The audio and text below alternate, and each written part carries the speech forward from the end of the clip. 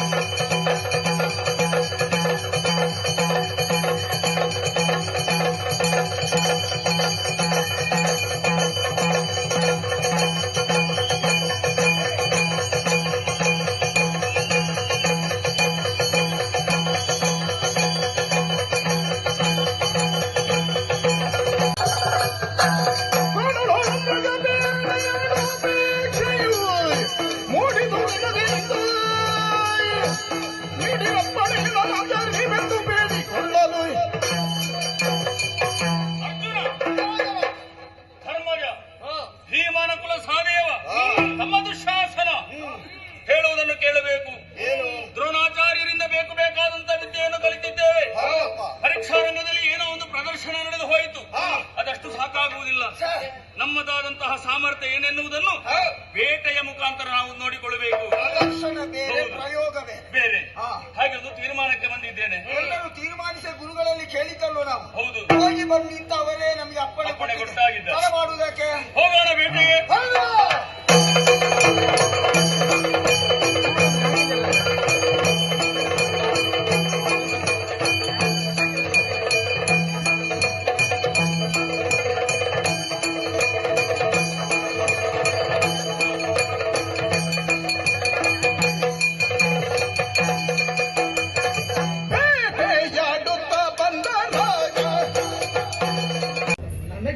ನಾನು ಬಂದವ ಎಷ್ಟು ಬೇಕು ಅಂತ ಮತ್ತೆ ಕಲಿಯೋದಕ್ಕಾಗುದಿಲ್ಲ ಅಂತಲ್ಲ. ನೀವು ಕಲಿತದ್ದು ಸಂಪೂರ್ಣ ಹೇಳಿಕೊಡೋದು ಅದನ್ನು ನಾನು ಪ್ರಯತ್ನ ಪಟ್ಟು ಕಲಿತೇನೆ. ಅದಲ್ಲ, ನನಗೆಷ್ಟು ಬೇಕು ಅಷ್ಟಾದ್ರೂ ಶಸ್ತ್ರವಿದ್ಯೆಯನ್ನು ಹೇಳಿಕೊಡಿ. ಹೇಳು ಹೇಳು. ಅದೀಗ ಕೈಯಲ್ಲಿ ಹಿಡಿದದ್ದು ಬಿದಿರನದ್ದೇ ಆದ ಹಿಡಿದ ಕ್ರಮದಿಂದ ಪ್ರಯೋಗಿಸಿ ಅನುಭವ ಉಂಟು ಅಂತ ನನಗೆ ಗೊತ್ತಾಗ್ತದೆ. ನಾನು ಇದರಲ್ಲೇ ಬಿಟ್ಟೆ. ಯಾವುದಕ್ಕೆ? ಎಲ್ಲ ಓಡುವ ಪ್ರಾಣಿಗಳಿಗೆ ಬಿಟ್ಟೆ. ಹಾಗಾದ್ರೆ ಬಿಡುವುದಕ್ಕೆ ನಿಮಗೆ ಗೊತ್ತಿಲ್ಲದೆ ಬಂದದ್ದಲ್ಲ. ಬಿಡುವುದಕ್ಕೆ ಗೊತ್ತುಂಟು. ಮತ್ತೆ ಈಗ ಬೇಕಾದೇನು? ಈ ಕೆಲವು ಮಂತ್ರಾಸ್ತ್ರಗಳನ್ನು ಉಂಟಂತೆ. ಹೇಗೆ? ಮಂತ್ರಾಸ್ತ್ರಗಳು. ಅದರಿಂದ ಏನು ಮಾಡುವುದಕ್ಕೆ? ಅದನ್ನು ನಾನು ಕಲಿತರೆ ಹಾ. ಈ ರಾಜಕುಮಾರರೆಲ್ಲ ಹೇಗೆ ಯುದ್ಧವನ್ನು ಮಾಡ್ತಾರೆ ಹಾ. ಅದೇ ರೀತಿ ಯೋಧನಾಗಿ ಆರ್ಭಟಿಸಬೇಕೆನ್ನುವ ಆಸೆ. ಅದಕ್ಕೆ ರಾಜಕುಮಾರನೇ ಆಗಬೇಕಲ್ಲ.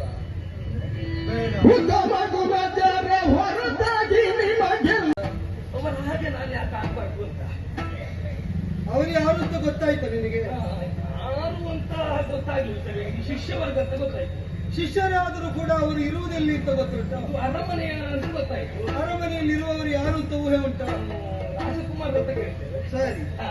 ರಾಜಕುಮಾರರಾಗಿ ನನ್ನಲ್ಲಿ ಅವರು ಕಲಿಯುತ್ತಾ ಇದ್ದಾರೆ ಅಂತ ಅನಿತು ನೀನು ಕಲಿಯುವ ಅಪೇಕ್ಷೆ ನಾನು ವ್ಯಕ್ತಪಡಿಸಿ. ಕಲಿಯುವ ಅಪೇಕ್ಷೆಯಿಂದ ಬಂದೆ. ನೀನು ಯಾವ ಅರಮನೆಯಿಂದ ಬಂದೆ? ನಾನು ನಮ್ಮ ಮನೆಯಿಂದಲೇ ಬಂದೆ. ಹೇಗೆ? ನಮ್ಮ ಮನೆಯಿಂದಲೇ ಬಂದೆ. ಒಳ್ಳೆಯದು. ಮನೆಯಲ್ಲಿರುವುದು? ಮನೆ ಅರಣ್ಯದಲ್ಲಿ, ಇಲ್ಲಿಂದ ಸ್ವಲ್ಪ ದೂರ ಕಾಡಲ್ಲಿ. ನಾನು ಊರಲ್ಲಿರುವುದು ಅಂತ ಊಹಿಸಿದ್ರೆ ಅದು ಸುಳ್ಳಾಯ್ತು. ಕಾಡಲ್ಲಿ? ಕಾಡಲ್ಲಿ. ಕಾಡಲ್ಲಿ ನನ್ನ ಹೆಸರು ಏಕಲವ್ಯ. ನಿನ್ನ ಅಪ್ಪನ ಹೆಸರು? ಹಿರಣ್ಯ. ವೃತ್ತಿ ಅಪ್ಪನದ್ದು? ಅಪ್ಪನದ್ದು ಬೇಡ ವೃತ್ತಿ. ಹೇಗೆ? ಬೇಡರ ವೃತ್ತಿ. ಹಾ, ಹೌದೌದು. ಹಾಗೆ ಬೇಡರ ಮಗನಿ. ಬೇಡರ ಮಗ. ಹೆಸರು ಏಕಲವ್ಯ. ಏಕಲವ್ಯ ಅಂತ. ನಿನಗೀಗ ಬೇಕಾದ್ದೇನು? ಏನು ಬೇಡ. ನೀವು ಕಲಿತದ್ದು, ನೀವು ಬಹಳಷ್ಟು ಸಂಗ್ರಹ ಮಾಡಿದ್ರೆ ಅಂತ ಗೊತ್ತುಂಟು. ಸಂದರ್ಭದಲ್ಲಿ ಇಂತಹ ದುಷ್ಟರಿಗೆ ಆಶ್ರಯ ಕೊಟ್ಟಿದ್ದು ಅದು ದುಷ್ಟತನ ಅಲ್ಲವೇ ಅಲ್ಲ. ನನ್ನವಲ್ಲವರು ಹೇಳಿದ್ದೇ ಆಗಿದೆ. ಇಲ್ಲಿಯ ಅಗ್ನಿ ಕಾರ್ಯ, ಇಲ್ಲಿಯ ಧರ್ಮ ಕಾರ್ಯ, ಆಶ್ರಮ ಧರ್ಮ, ಇವು ಯಾವುದರಲ್ಲೂ ವ್ಯತ್ಯಾಸ ಆಗಬಾರದು. ಇಲ್ಲಿಗೆ ತಾಯಿಯಂತೆ ಯಾರು ಬರ್ತಾರೋ ಅವರನ್ನು ನಾವು ಕಾಪಾಡಬೇಕೆಂಬುದನ್ನು ನನ್ನ ವಲ್ಲಭ ಹೇಳಿಯೇ ಹೋಗಿದ್ದಾರೆ. ಅವರ ಆಜ್ಞೆ ನನ್ನ ಮೇಲಿದ್ದ ಕಾರಣಕ್ಕಾಗಿ ನಾನು ಇದನ್ನು ಸ್ವೀಕರಿಸಿದ್ದೇನೆ, ಮತ್ತೆ ಕಾರ್ಯ ತತ್ಪರನೂ ಆಗಿದ್ದೇನೆ.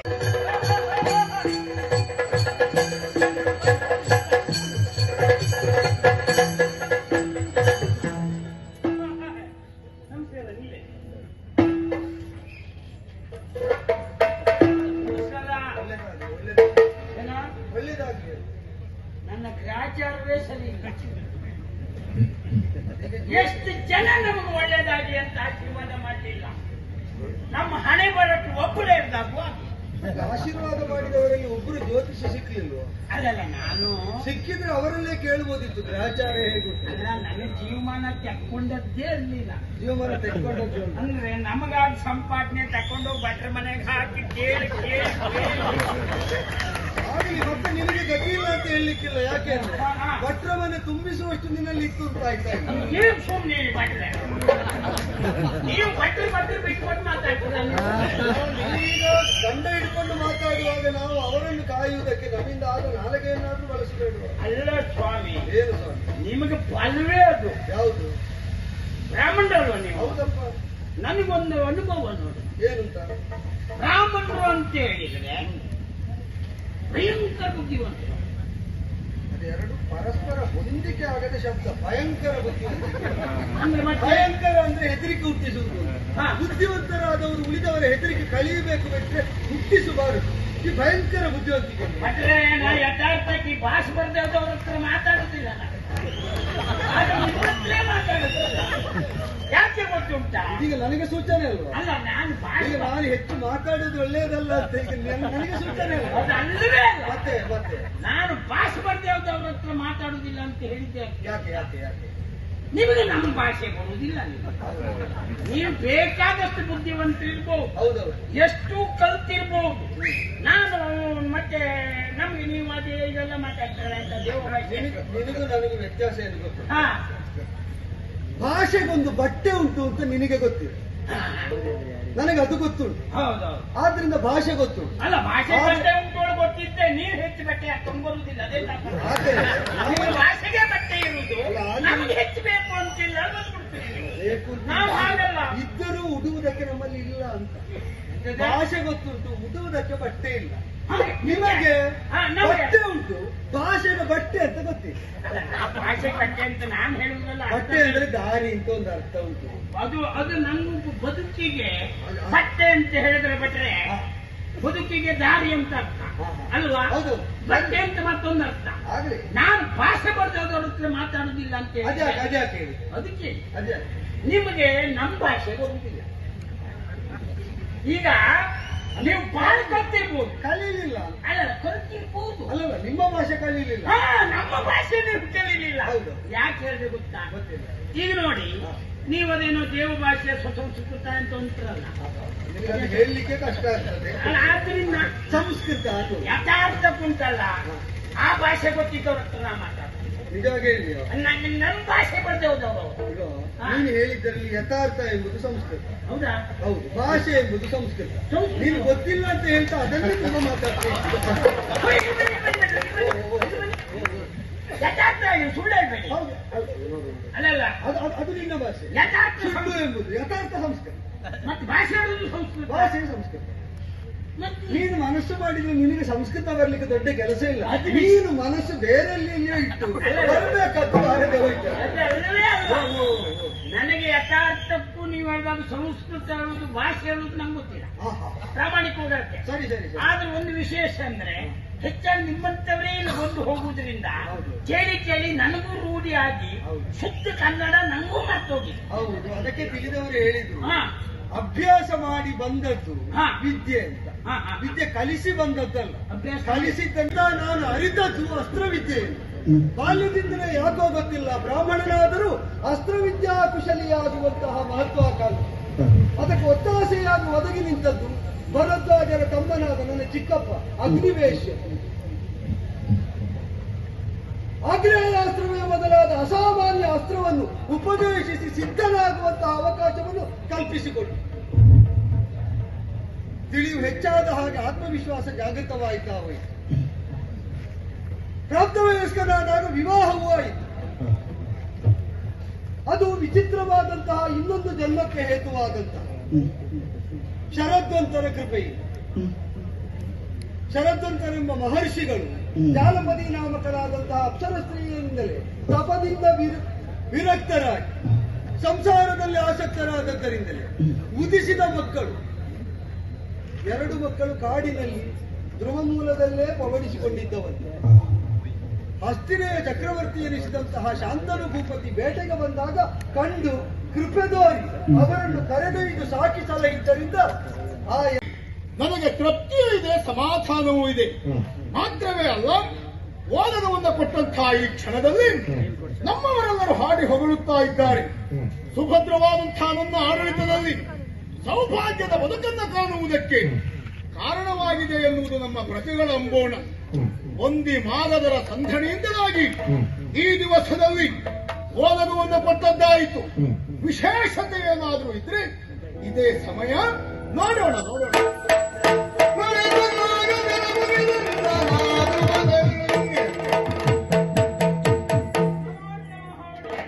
ಶುಭವಾಗಲಿ ಎದ್ದೇಳು ಸ್ವಾಮಿ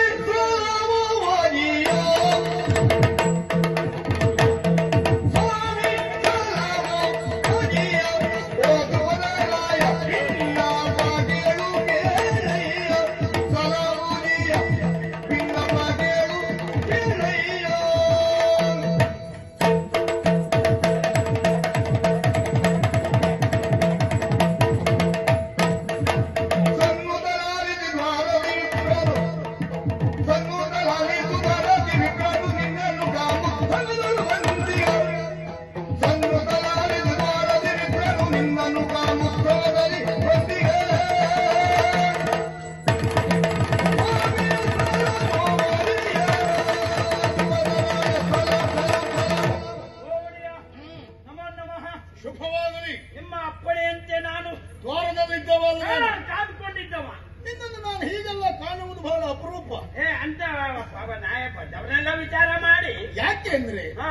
ದ್ವಾರದಲ್ಲಿರುವಂತಹ ನೀನು ನಿನ್ನ ಕರ್ತವ್ಯ ಒಳ್ಳೇದಾಗಲಿ ಅಂತ ಹೇಳಿದೆ. ಬರುವಾಗ ಸ್ವಲ್ಪ ಭಯ ಇತ್ತಿತ್ತು. ಯಾಕೋ ನಿಮ್ಮ ಹೆಸರನ್ನು ಕೇಳಿದೆ. ಹೆಸರು ಕೇಳಿದ ತಕ್ಷಣವೇ ಭಯ ಆಗಿತ್ತು. ಹೆಸರಲ್ಲಿ ಭಯಾನಕವಾದದ್ದೇನು ಇದ್ದ ಹಾಗೆ. ಹೆಸರಿನಲ್ಲಿ ನಿಮ್ಮ ಸಾಧನೆಯನ್ನು ಹೇಳಿದೆ. ಹೆಸರಿಗೆ ಪೂರ್ವದಲ್ಲೇ ಇವರು ಇಂತಿದ್ದವರು ಅಂತ ಹೇಳಿದ್ರು. ಹೌದೌದು. ಅದರಲ್ಲಿ ಹೆದರಿಸುವುದಕ್ಕೇನು? ಯಾಕೆ ಕೇಳಿದ್ರೆ ಅಷ್ಟು ಸಾಮರ್ಥ್ಯ ಇದ್ದಂತ ನೀವು ಅಷ್ಟು ವಿಶೇಷತೆಯಿಂದ ಸಂಗ್ರಹ ಮಾಡಿದಂತ ನೀವು ನನ್ನನ್ನ ಮಾತನಾಡಿಸ್ತೀರೋ ಇಲ್ಲವೇನೋ ಭಯ ಇತ್ತು.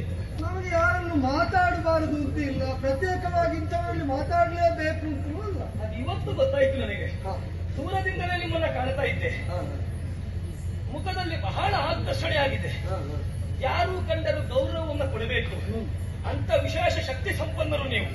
ನಿಮ್ಮನ್ನ ಕಂಡಾಗ ನಮಿಸಿದ ತಕ್ಷಣವೇ ನಿಮ್ಮ ಮೊಗದಿಂದ ಬಂದದ್ದು ಆ ನಗು. ಆ ನಗುವನ್ನ ಕಂಡಾಗ ನಾನು ಧನ್ಯನಾದೆ ಅಂತ ಭಾವಿಸಿಕೊಂಡೆ.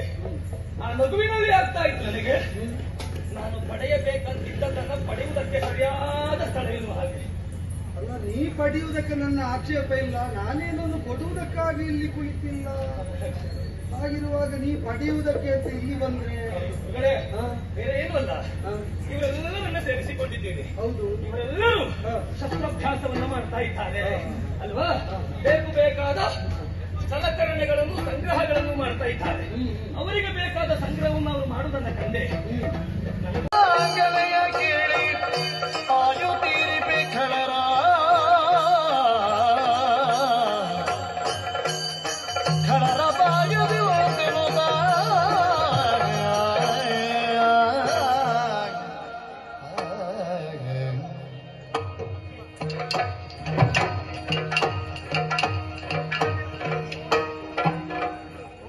ಯಥಾಮತಿಯಾಗಿ ಯಥೋಚಿತರಾಗಿ ತಮ್ಮನ್ನು ಸತ್ಕರಿಸಿದ್ದೇನೆ. ನಾವೆಲ್ಲ ಮಾನವರು. ಲೋಪದೋಷಗಳು ಸಹಜ.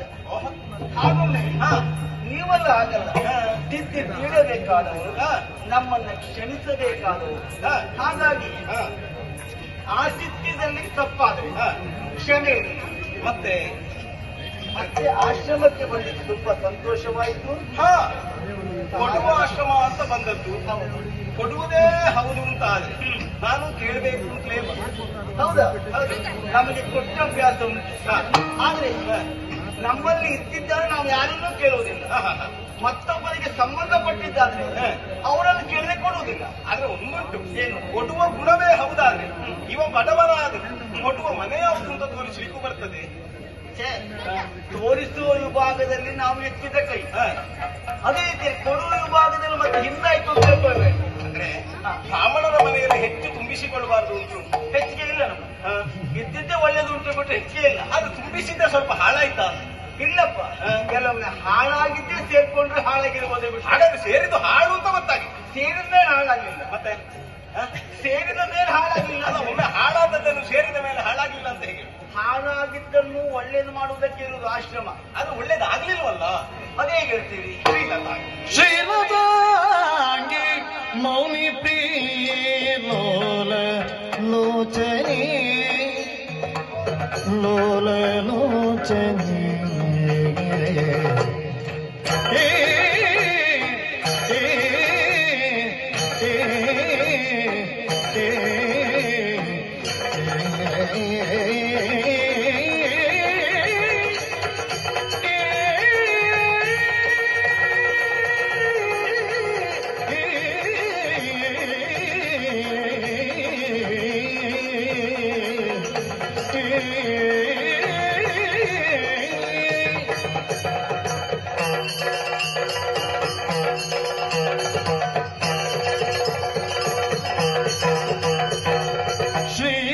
ಶ್ರೀಲತಾಂಗಿ ಮೌನಿ ಪ್ರಿಯ ಲೋಲ ಲೋಚನಿ ಲೋಲ ಲೋಚನಿ ಶೀಲವಂತೆ ಸತಿ ಸಮೂಹ ಸುಲೋಚನೆ ಶೀಲವಂತೆ ಶೀಲವಂತೆ ಸತಿ ಸಮೂಹ ಸುಲೋಚನೆ ನೀಲೋಲ ಲೋಚನೆ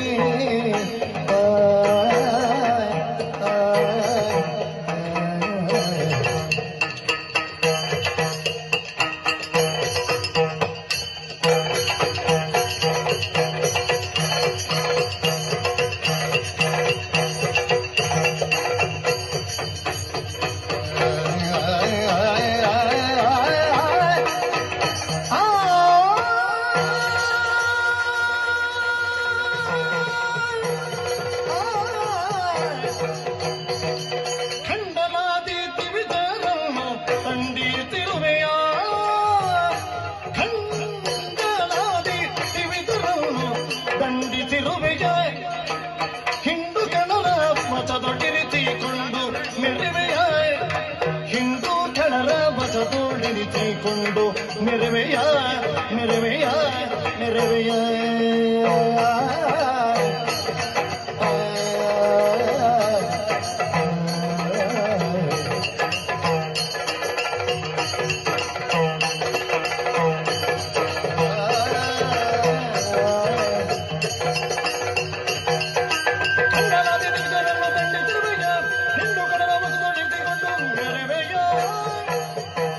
ಶೀಲತಾಂಗಿ ಮೌನಿ ಪ್ರಿಯಲೋಚನೆ ಶೀಲವಂತೆ ಸತಿ ಸಮೂಹ ತುಳ್ತು ಲೋಚನೆ ಶೀಲವಂತೆ ಸತಿ ಸಮೂಹ ತುಳ್ತು ಲೋಚನೆ ಲೋಲ ಲೋಚನೆ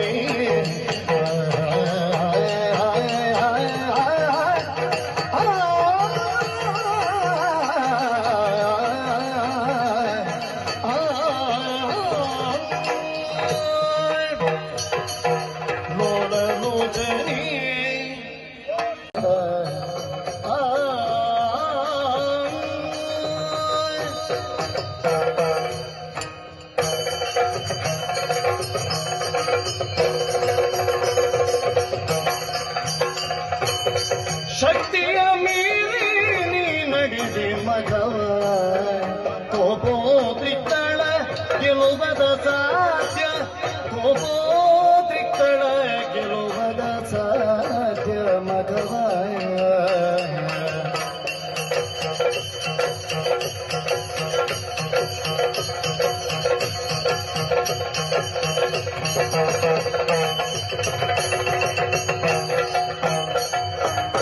ಯುಕ್ತವೇ ಹೆಂಗೊಲಿ ಪಾರುಗಾಣುವುದೇ ಯುಕ್ತವೇ ಹೆಂಗೊಲಿ ಪಾರುಗಾಣುವುದೆಂದು ಯುಕ್ತಿಯ ಮುಂಗಾನೆ ನಾನು ನಾನು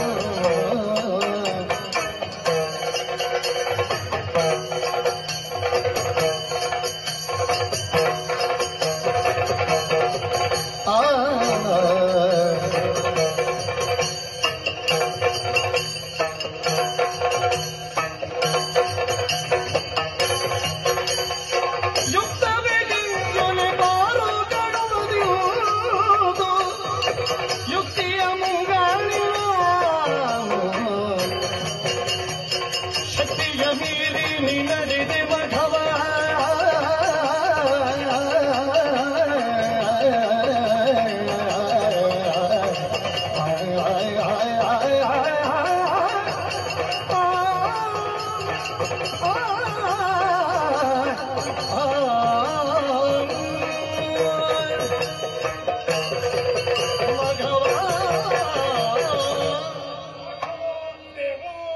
ಎತ್ತರದಲ್ಲಿರುವವನು ನೀನು ಎತ್ತರದ ವ್ಯವಹಾರ ಮಾಡಬೇಕಾದವನು ನೀನು ನಿನ್ನ ಎತ್ತರದ ವ್ಯಕ್ತಿತ್ವ ಬಿತ್ತರಗೊಂಡಾಗ ಆ ಬಿತ್ತರದಿಂದಲೇ ಸಾಧಕನ ಬದುಕಿಗೆ ಹೇತುಕಾರಕವಾದ ವಿಷಯವೇ ಆಗಬೇಕು. ಆದ್ರೆ ಕೆಲವು ಸಲ ಹಾಗೆ ಸೂರ್ಯನಿಗಾದರೂ ಮೋಡ ಮುಸುಕಿದ ಹಾಗೆ ನಿನಗೂ ಅಂತಹದ್ದೊಂದು ಮೋಡ ಮುಸುಕಿ ಹೋಯಿತೋ ಹೌದು ಮಂಕು ಕವಿತ ಹಾಗೆ ನನಗೆ ಅನ್ನಿಸ್ತದೆ. ವ್ಯವಹಾರ ತಪ್ಪಲ್ಲ, ದುಷ್ಟ ದಮನ ದೇವತೆಗಳ ಕರ್ತವ್ಯ. ದುಷ್ಟ ಶೇಷ ಉಳಿಯ ಕೂಡದುಂಟು ಬಯಸುವುದು ಅದೂ ದೇವತೆಗಳ ಕರ್ಮ. ಯಾಗ ಯಜ್ಞಾದಿಗಳಿಗೆ ಭಂಗ ಉಂಟು ಮಾಡುವ ಧರೆಯೊಳಗೆ ಅಲ್ಲ ದೇವಲೋಕದವರೆಗೆ ತಮ್ಮ ತಮೋಗುಣವನ್ನು ಬೀರುವುದಕ್ಕೆ ವ್ಯವಹಾರ ಕೈಗೊಂಡವರಿಗೆ ತಕ್ಕ ಶಾಸ್ತ್ರ ಮಾಡುವುದು ಸರಿ. ಅವರು ಮಾಡಿದಂತಹ ತಪ್ಪನ್ನು ಎತ್ತಿ ಹಿಡಿದು ಅರಿವನ್ನು ತಿಳಿಯ ಹೇಳಬೇಕು ಎನ್ನುವಂತಹ ನೆಲೆಯಿಂದಲೇ ನಾನು ಬಂದಿದ್ದೇನೆ ಹೊರತು ಅವರನ್ನು ಕೊಲ್ಲುವುದೇ ನನ್ನ ಉದ್ದೇಶವಾಗಿದೆ. ಆದ್ರೆ ಒಂದುಂಟಪ್ಪ, ಕೊಲ್ಲಬೇಕು ಅಂತ ಮುಂದುವರಿಯುವ ಕಾಲಕ್ಕೆ ನಾವು ಯಾರ ಮೇಲೆ ಕೈ ಮಾಡುವುದು ಮತ್ತು ಕೈ ಮಾಡುವ ಕಾಲಕ್ಕೆ ಎದುರಿದ್ದವನ ಬಲ ಏನು ಅನ್ನುವುದು ನಮ್ಮ ಅರಿವಿಗೆ ಬೇಕು. ಯೋಚನೆ ಮಾಡಿ, ಋಷಿ ಪರಿಷತ್ತು ಅನ್ನುವುದು ದೇವತೆಗಳನ್ನಾದ್ರೂ ಮೀರಿ ಇರುವಂತಹ ವ್ಯಕ್ತಿತ್ವವನ್ನು ಹೊಂದಿದವರು. ಬಯಸಿದರು ಅಂತಾರೆ ನಿಮ್ಮ ಪತನಕ್ಕೂ ಕಾರಣರಾಗಬಲ್ಲರು, ನಿಮ್ಮನ್ನು ಉದ್ದೀಪನಗೊಳಿಸುವುದಕ್ಕೆ ಅವರ ಕಾರಣರಾಗಬಲ್ಲರು. ಹಾಗಾದ್ರೆ ಅವರನ್ನು ಆರಾಧಿಸಿ ಅರ್ಪಿಸಬೇಕಾದರು. ಈಗ ಒಂದು ವೇಳೆ ನಿನಗೆ ಈ ವ್ಯವಹಾರ ಮಾಡಲೇಬೇಕು ಅಂತಾರೆ, ದೂರದಲ್ಲಿಯೂ ಇದಕ್ಕಿಂತಲೂ ಫಲಯುತವಾದುದನ್ನು ನೀನು ಸ್ಮರಿಸಬೇಕಾಗಿದೆ. ಒಂದೊಮ್ಮೆಗೆ ಕೋಪೋದ್ರಿಕ್ತನಾಗಿ ಅವಳ ಮೇಲೆ ಕೈ ಮಾಡುವುದಕ್ಕೆ ಹೋದದ್ದೇ ಕೈ ಮಾಡಿದ್ದೇ ತಪ್ಪು. ಅಂದ್ರೆ ಶಕ್ತಿಯನ್ನು ಮೀರಿ ನೀನು ವ್ಯವಹಾರ ಮಾಡಿ ಯೋಚನೆ ಮಾಡು.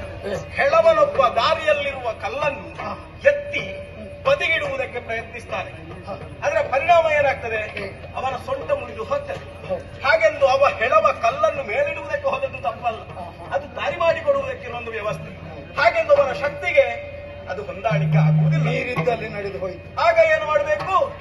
ಫಲಯುತನಾದವನನ್ನು ಆ ಕೆಲಸಕ್ಕೆ ನೇಮಿಸಬೇಕು. ಹೌದು, ಉದ್ದೇಶ ಒಳ್ಳೆಯದೇ, ಮಾಡುವ ಕಾರ್ಯತತ್ಪರತೆಯಲ್ಲಿ ನಿನ್ನ ದೋಷ ಇದ್ದದ್ದ ಕಾರಣವೇ ನಿನಗೆ ಇಂತಹ ಪರಿಸ್ಥಿತಿಯಾಗಿ ಹೋಯಿತು. ಸ್ವಾಮಿ, ಹಾ, ತಪ್ಪನ್ನು ಯಾರು ಒಪ್ಪಿಕೊಳ್ತಾನೋ ಹಾ, ಅವನನ್ನೇ ಜಾಣ ಅಂತ ಈ ಲೋಕದ ಜನ ಕರೆಯುವುದಲ್ಲೋ. ಹೌದು. ಮನಪೂರ್ವಕವಾಗಿ ತಮ್ಮಲ್ಲಿ ಕೈ ಮುಂದೆ ಹೇಳ್ತೇನೆ, ಹಾ, ನಾನು ತಪ್ಪು ಮಾಡಿದ್ದೇನೆ. ಖ್ಯಾತಿ ದೇವಿಗೆ ಕೈ ಎತ್ತಬಾರದಿತ್ತು. ಹಾ. ಏ, ನೋಡು, ಹಾ. ಇಂತಹ ಒಂದು ಅರಿವು ನಿನ್ನಲ್ಲಿ ಮೂಡಿತು ಅಂತಾರೆ, ಏ, ಮತ್ತೆ ನಿನ್ನಲ್ಲಿ ದೋಷ ಬರುವುದಕ್ಕೆ ಇಲ್ಲ. ಹಾ.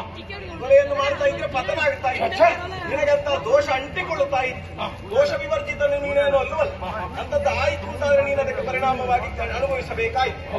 ಈಗ ಅದನ್ನು ದೂರೀಕರಿಸಿದವನಿದ್ದೇನೆ. ಪಾಪನಾಶನೇ ಬಂದ ಬಳಿಕ ಮತ್ತೆ ನೀನು ಆಲೋಚಿಸಬೇಕಾದ್ದೇ ಇಲ್ಲ. ಆ ವಿಚಾರದ ಕುರಿತಾಗಿ ನಾನು ಸರಿಯಾದ ವಿಮರ್ಶೆಯನ್ನು ಮಾಡಿ ಸ್ಥಳ ಸಮೂಹವನ್ನು ಕರೆದುಕೊಡುವ ವ್ಯವಸ್ಥೆಯನ್ನು ಮಾಡ್ತೇನೆ.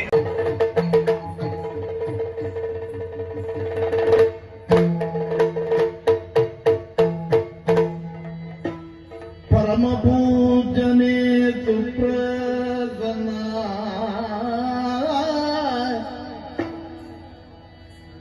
ಚರಣಗೆ ರಘುದಲ ಭಾಗನಂ ಕಾಣುತ್ತದೆ ಗುರುವರಂ ಕೇಳಿದ ವಿನಯದಳು ಯಾರಯ್ಯ ಕರಡನಿ ಕಾಲುವರದೆ ನಿಂತು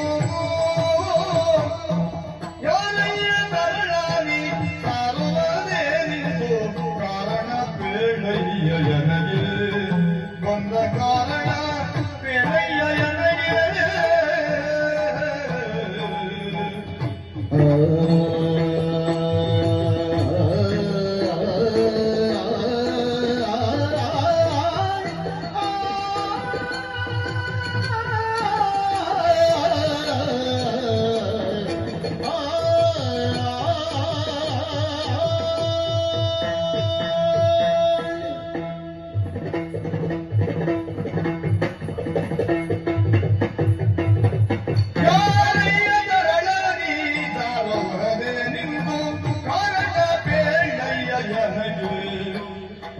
ಯಾರಿಗರಿ ಗಜಪುರದಿ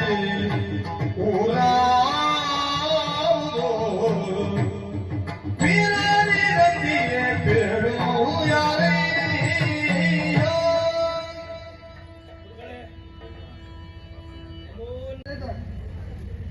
ಹುಡುಗರು ಹೇಳಿದ್ರು, ನಾವು ಅಭ್ಯಾಸ ಮಾಡುವುದನ್ನು ಆಗಿನಿಂದಲೇ ನಿರೂಪಿಸ್ತಾ ಇರುವ ಒಬ್ಬ ಬಾಲ ಸ್ವಲ್ಪ ದೂರದಲ್ಲಿದ್ದಾರೆ. ನೋಡ್ತಾ ಇದ್ದೆ. ಸಾಮಾನ್ಯವಾಗಿ ಅಭ್ಯಾಸಿಗಳಿಗೆ ಅಭ್ಯಾಸ ಮಾಡುವುದು ಕಷ್ಟ ಅಂತ ಕಂಡು ಕಣ್ತಪ್ಪಿಸುವ ಕಾಲ ಇದು. ಹಾ, ಇಲ್ಲಿ ಹಾಗಲ್ಲ, ಅಭ್ಯಾಸ ಮಾಡುವುದನ್ನು ನೋಡುವುದಕ್ಕೂ ಉತ್ಸುಕರಾದವರಿದ್ದಾರೆ ಅಂದ್ರೆ ಯಾರು ಅಂತ ಇತ್ತ ಬಂದ್ರೆ ವಿನಯ ಕಾಣ್ತದೆ, ವಿಜಯನಿ ಈ ಊರಿನವ ಅಲ್ಲ ಅದು. ಅದು ಹೊತ್ತುಕೊಂಡದ್ದು ಜಿಂಕೆಯ ಚರ್ಮದ ಆಗುಂಟು, ಮೈಯ ಚರ್ಮ ಎಲ್ಲ ಒರಟೊರಟಾಗುದು, ಬಿದಿರನ್ನ ಬಳಸಿ ಧನುಷರಗಳನ್ನು ನಿರ್ಮಿಸಿದ ಹಾಗೂ ಮುಖದಲ್ಲಿ ವಿಕ್ರಮಿಯೊಬ್ಬ ಸಾಹಸ ಪ್ರವೃತ್ತಿಯನ್ನು ಮಾಡುವುದಕ್ಕೆ ಹೊರಟವನ ಛಾತಿ ಉಂಟು. ಯಾವ ಊರಿನವ ಅಥವಾ ಇನ್ನಾವ ಪ್ರದೇಶದ ಯಾರು ನೀನು, ಹೆಸರೇನು, ಹಿರಿಯರಾರು, ಇಲ್ಲಿಗೆ ಯಾಕೆ ಬಂದೆ ಹೇಳಪ್ಪ, ಹೇಳ. ಪರಮ ಪೂಜನೆ ಸುಪ್ರಸನ್ನ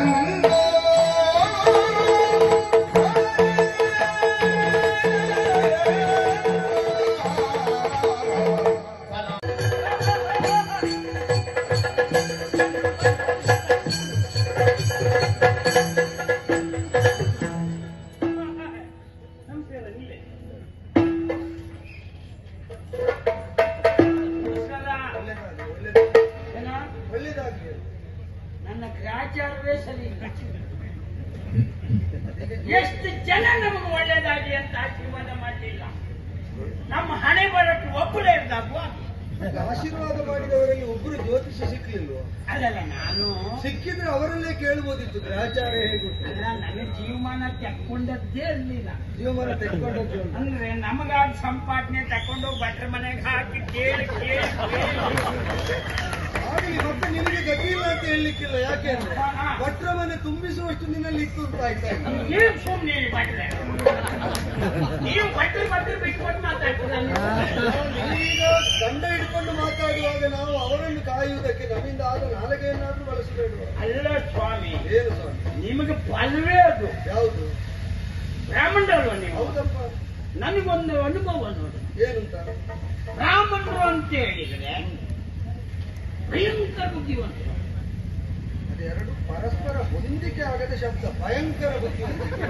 ಅಂದ್ರೆ ಮತ್ತೆ ಭಯಂಕರ ಅಂದ್ರೆ ಹೆದರಿಕೆ ಹುಟ್ಟಿಸುವುದು.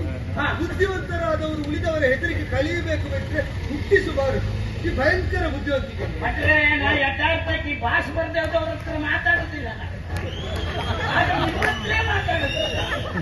ಯಾಕೆ ಗೊತ್ತುಂಟಾ? ಈಗ ನನಗೆ ಸೂಚನೆ ಅಲ್ವಾ? ಅಲ್ಲ, ನಾನು ಈಗ ಭಾಷೆ ನಾನು ಹೆಚ್ಚು ಮಾತಾಡುವುದು ಒಳ್ಳೆಯದಲ್ಲ ಅಂತ ಈಗ ನನಗೆ ಸೂಚನೆ ಅಲ್ವಾ? ಅದು ಅಲ್ಲವೇ ಅಲ್ಲ. ಮತ್ತೆ ಮತ್ತೆ ನಾನು ಭಾಷೆ ಬರ್ದೆ ಅವ್ರ ಹತ್ರ ಮಾತಾಡುದಿಲ್ಲ ಅಂತ ಹೇಳಿದ್ದೆ. ಯಾಕೆ ಯಾಕೆ ಯಾಕೆ? ನಿಮಗೆ ನಮ್ಮ ಭಾಷೆ ಬರುವುದಿಲ್ಲ. ನೀವು ಬೇಕಾದಷ್ಟು ಬುದ್ಧಿವಂತರಿರ್ಬೋದು, ಹೌದೌದು. ಎಷ್ಟು ಕಲ್ತಿರ್ಬೋದು. ನಾನು ಮತ್ತೆ ನಮ್ಗೆ ನೀವು ಅದೇ ಇದೆಲ್ಲ ಮಾತಾಡ್ತಾರೆ ಅಂತ ದೇವ ಭಾಷೆ. ನಿನಗೂ ನನಗೂ ವ್ಯತ್ಯಾಸ ಏನು ಗೊತ್ತು? ಹಾ, ಭಾಷೆಗೊಂದು ಬಟ್ಟೆ ಉಂಟು ಅಂತ ನಿನಗೆ ಗೊತ್ತಿದೆ, ನನಗೆ ಅದು ಗೊತ್ತುಂಟು. ಹೌದೌದು. ಆದ್ರಿಂದ ಭಾಷೆ ಗೊತ್ತುಂಟು. ಅಲ್ಲ, ಭಾಷೆ ಬಟ್ಟೆ ಉಂಟೋಳು ಗೊತ್ತಿದ್ದೆ, ನೀವು ಹೆಚ್ಚು ಬಟ್ಟೆ ಹಾಕೊಂಡು ಬರುವುದಿಲ್ಲ. ಅದೇ ತಪ್ಪು. ಆದ್ರೆ ನಿಮ್ಮ ಭಾಷೆಗೆ ಬಟ್ಟೆ ಇರುವುದು, ಅಲ್ಲ, ನಮ್ಗೆ ಹೆಚ್ಚು ಬೇಕು ಅಂತಿಲ್ಲ, ಬಂದ್ಬಿಡ್ತೀವಿ. ಬೇಕು ಅಂತ ನಾವು ಹಾಗಲ್ಲ. ಇದ್ದರೂ ಉಡುವುದಕ್ಕೆ ನಮ್ಮಲ್ಲಿ ಇಲ್ಲ ಅಂತ. ಭಾಷೆ ಗೊತ್ತುಂಟು, ಉಡುವುದಕ್ಕೆ ಬಟ್ಟೆ ಇಲ್ಲ. ನಿಮಗೆ ಹಾ, ನಮಗೆ ಬಟ್ಟೆ ಉಂಟು, ಭಾಷೆಗೆ ಬಟ್ಟೆ ಅಂತ ಗೊತ್ತಿಲ್ಲ. ಭಾಷೆ ಬಟ್ಟೆ ಅಂತ ನಾನು ಹೇಳುವುದಲ್ಲ. ಬಟ್ಟೆ ಅಂದ್ರೆ ದಾರಿ ಅಂತ ಒಂದು ಅರ್ಥ ಉಂಟು. ಅದು ನನ್ನ ಬದುಕಿಗೆ ಬಟ್ಟೆ ಅಂತ ಹೇಳಿದ್ರೆ ಭಟ್ರೆ, ಬದುಕಿಗೆ ದಾರಿ ಅಂತ ಅರ್ಥ ಅಲ್ವಾ? ಹೌದು. ಬಟ್ಟೆ ಅಂತ ಮತ್ತೊಂದು ಅರ್ಥ. ಆಗ್ಲಿ, ನಾನು ಭಾಷೆ ಬರ್ದವ್ರ ಹತ್ರ ಮಾತಾಡುದಿಲ್ಲ ಅಂತ ಅದ್ಯಾಕೆ ಹೇಳಿ ಅದ್ಯಾಕೆ ಹೇಳಿ? ಅದಕ್ಕೆ ಅದ್ಯಾಕೆ? ನಿಮಗೆ ನಮ್ಮ ಭಾಷೆ ಬರುವುದಿಲ್ಲ. ಈಗ ನೀವು ಭಾಳ ಕಲ್ತಿರ್ಬೋದು, ಕಲೀಲಿಲ್ಲ ಅಲ್ಲ ಕಲ್ತಿರ್ಬೋದು. ಅಲ್ಲಲ್ಲ, ನಿಮ್ಮ ಭಾಷೆ ಕಲೀಲಿಲ್ಲ. ಹಾ, ನಮ್ಮ ಭಾಷೆ ನೀವು ಕಲೀಲಿಲ್ಲ. ಹೌದು. ಯಾಕೆ ಹೇಳಿದ್ರೆ ಗೊತ್ತಾ? ಗೊತ್ತಿಲ್ಲ. ಈಗ ನೋಡಿ, ನೀವದೇನೋ ದೇವ ಭಾಷೆ ಸುಸಂಸ್ಕೃತ ಅಂತ ಅಂತಾರಲ್ಲ, ನಿಮಗೆ ಅದು ಹೇಳಲಿಕ್ಕೆ ಕಷ್ಟ ಆಗ್ತದೆ. ಅಲ್ಲ, ಆದ್ರಿಂದ ಸಂಸ್ಕೃತ ಅದು ಯಥಾರ್ಥ ಉಂಟಲ್ಲ, ಆ ಭಾಷೆ ಗೊತ್ತಿದ್ದವ್ರ ಹತ್ರ ನಾ ಮಾತಾಡ್ತೀನಿ. ನಿಜವಾಗಿ ಹೇಳಿ ನೀವು. ನನ್ನ ಭಾಷೆ ಬರ್ದೆ ಹೋದವರು. ಈಗ ನೀನು ಹೇಳಿದ್ರಲ್ಲಿ ಯಥಾರ್ಥ ಎಂಬುದು ಸಂಸ್ಕೃತ. ಹೌದಾ? ಹೌದು, ಭಾಷೆ ಎಂಬುದು ಸಂಸ್ಕೃತ. ಸಂಸ್ಕೃತ. ನೀನು ಗೊತ್ತಿಲ್ಲ ಅಂತ ಹೇಳ್ತಾ ಅದನ್ನೇ ತುಂಬ ಮಾತಾಡ್ತೀನಿ. ಯಥಾರ್ಥ ಸುಳ್ಳು ಹೇಳ್ಬೇಡಿ. ಹೌದು ಹೌದು, ನೋಡು. ಅಲ್ಲಲ್ಲ, ಅದು ನಿನ್ನ ಭಾಷೆ. ಯಥಾರ್ಥ ಸುಳ್ಳು ಎಂಬುದು ಯಥಾರ್ಥ ಸಂಸ್ಕೃತ. ಮತ್ತೆ ಭಾಷೆ ಹೇಳುದು ಸಂಸ್ಕೃತ. ಭಾಷೆ ಸಂಸ್ಕೃತ. ಮತ್ತೆ ನೀನು ಮನಸ್ಸು ಮಾಡಿದ್ರೆ ನಿನಗೆ ಸಂಸ್ಕೃತ ಬರ್ಲಿಕ್ಕೆ ದೊಡ್ಡ ಕೆಲಸ ಇಲ್ಲ. ಅದು ನೀನು ಮನಸ್ಸು ಬೇರೆಲ್ಲಿಯೇ ಇಟ್ಟು ಬರಬೇಕಾದ್ದು ಬಾರದೆ ಹೋಯ್ತು. ಅಲ್ಲವೇ ಅಲ್ಲ.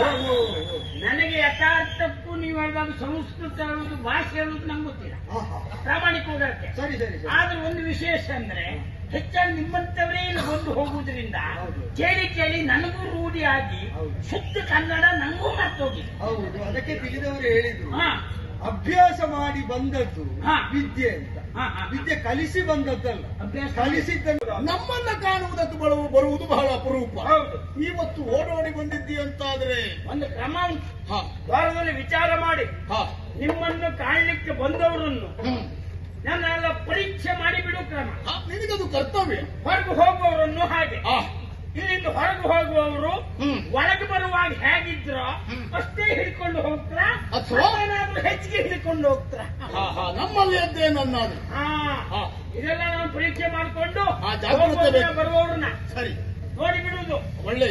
ಮತ್ತೆ ಕೊನೆಗೆ ಹೆಚ್ಚು ಕಡಿಮೆ ಆದ್ರೆ ಹಾ, ಬಾಗಿಲಲ್ಲಿದ್ದವ್ರ ತಲೆ ಮೇಲೆ ಬರ್ತದೆ. ಬರುವುದು ನಿಮ್ಮ ತಲೆಯ ಮೇಲೆ, ಯಾಕೆಂದ್ರೆ ನಿಮಗದು ಕರ್ತವ್ಯ ಆಗಿರ್ತದೆ. ಬಾಗಿಲಲ್ಲಿದ್ದವ್ರು ಹೇಗೆ ಬಿಟ್ರು, ಯಾಕೆ ಬಿಟ್ರು? ಯಾಕಿಂತ ಕೆಲಸ ಮಾಡಿದ್ರು, ಹಾ ಅವರಲ್ಲೇ ಅಷ್ಟಿಟ್ಕೊಂಡು ಹೋದ್ರು, ಇವ್ರಿಗೆ ಗೊತ್ತಾಗ್ಲಿಲ್ವಾ? ಹಾ, ಇಂಥದ್ದೆಲ್ಲ ಸಮಸ್ಯೆ. ಅದಾಗಬಾರದು ನಮ್ಮ ನಾಡಿನಲ್ಲಿ. ಅಂತೆಲ್ಲ ಜಾಗ್ರತೆ ಮಾಡುವ. ಹಾಗಾಗಿಯೇ ಚಾಣಾಕ್ಷನು ಬುದ್ಧಿವಂತನೂ ಆಗಿರುವಂತಹ ನಿನ್ನನ್ನೇ ನಾನು ಆ ಕೆಲಸಕ್ಕೆ ನೇಮಿಸಿದೆ. ನಾನು ಹಾಗೆ ತಿಳ್ಕೊಂಡೇ ಬದುಕ್ತಿದ್ದೆ ಇಲ್ಲಿ. ನಾನದು ಗೊತ್ತಾಗಿ ಅಲ್ಲಿ ಇಟ್ಟನು.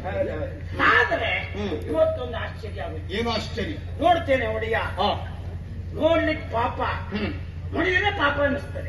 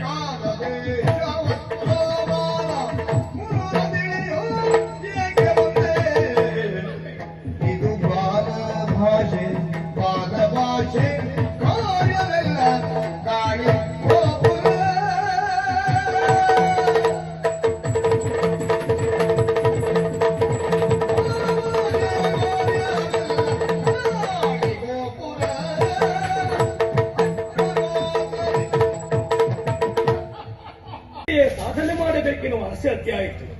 ಹೋದೆ ನಮ್ಮ ಅಪ್ಪನ ಬಳಿಗೆ, ಅಪ್ಪ ಅರಸು ಮಕ್ಕಳೆಲ್ಲ ಕಲಿತಾರೆ ಬೇಕಾದ ವಿದ್ಯೆಯನ್ನು, ನನಗೂ ಕಲಿಯಬೇಕೆನ್ನುವ ಆಸೆ ಇದೆ ಎನ್ನುವ ಹಾಗೆ ಹೇಳಿದೆ. ಯಾಕೆ? ಅರಸು ಮಕ್ಕಳ ಸಂಪರ್ಕ ನಮಗೂ ಉಂಟು. ಆಗಾಗ ಅರಮನೆಗೆ ನಾವು ಹೋಗ್ತಾ ಇದ್ದವನು. ಅರಮನೆಯಲ್ಲಿ ಮೃಗಬೇಟೆ ಆಡುವ ಸನ್ನಿವೇಶ ಬಂದಾಗ ನಮ್ಮನ್ನು ಬಳಸಿಕೊಳ್ತಾ ಇದ್ದಿದ್ರು. ಆಗ ನಮ್ಮಲ್ಲಿರುವ ಕರಕೌಶಲ್ಯಗಳನ್ನು ನಾವು ತೋರಿಸಿ ಅರಸು ಮಕ್ಕಳ ಮನಸ್ಸನ್ನು ಮೆಚ್ಚಿಸ್ತಾ ಇದ್ದವನು. ಇಂದು ಹಾಗೆ ಕೇವಲ ನಮ್ಮಲ್ಲಿದ್ದದನ್ನು ಮಾತ್ರ ತೋರಿಸಿ ಅವರ ಮನಸ್ಸನ್ನು ಮೆಚ್ಚಿಸುವುದಲ್ಲ, ಅವರಲ್ಲಿರುವುದು ನಮ್ಮಲ್ಲಿದ್ದರೆ ಎಷ್ಟು ಚಂದ ಎನ್ನುವುದನ್ನ ನಾನು ನನ್ನೊಳಗೆ ಕಲ್ಪನೆ ಮಾಡಿಕೊಂಡೆ. ಆಗ ನನಗನ್ನಿಸಿದ್ದು, ಶಸ್ತ್ರಾಸ್ತ್ರಗಳನ್ನು ಹಿಡಿದು ಮಂತ್ರಾಸ್ತ್ರಗಳನ್ನು ಅರಿತು ತನಗೆ ಬೇಕಾದ ಹಾಗೆ ಪ್ರಯೋಗಿಸಬೇಕೆನ್ನುವ ಆಸೆ ಆಯಿತು. ಹೋದೆ, ಕಾಡಿನಲ್ಲಿದ್ದಂತ ಋಷಿಗಳೆಲ್ಲರನ್ನ ಬೇಡಿಕೊಂಡೆ, ನನಗೆ ಶಸ್ತ್ರವಿದ್ಯೆಯನ್ನು ಹೇಳಿಕೊಡಿ. ಬಾಣ ಬಿಡುವುದಕ್ಕೆ ನನಗೆ ಗೊತ್ತುಂಟು, ಬಿಡುವಾಗ ಮಂತ್ರಾಸ್ತ್ರ ಪ್ರಯೋಗ ಮಾಡುವುದು ಹೇಗಂತ ಗೊತ್ತಿಲ್ಲ, ಅದು ನಿಮಗೆ ಗೊತ್ತಿದ್ದರೆ ಹೇಳಿಕೊಡಿ ಎನ್ನುವ ಹಾಗೆ ಅಂಗಲಾಚಿ ಬೇಡಿದೆ. ಅವ್ರು ಯಾರು ನಮಗ್ ಗೊತ್ತಿಲ್ಲ ಅಂತ ಹೇಳುದು. ಆ ವಿದ್ಯೆಯನ್ನೇ ನಾವು ಕಲಿತವರಲ್ಲ, ನಮಗ್ ಗೊತ್ತಿಲ್ಲದ ಮೇಲೆ ನಿನಗೆ ಹೇಗಪ್ಪ ಹೇಳಿಕೊಡುವುದಂತ ಹೇಳಿದ್ರು. ಎಲ್ಲರಲ್ಲಿ ಕೇಳಿದಾಗ ಇತ್ತೀಚೆಗೆ ಒಬ್ರು ಹೇಳಿದ್ರು,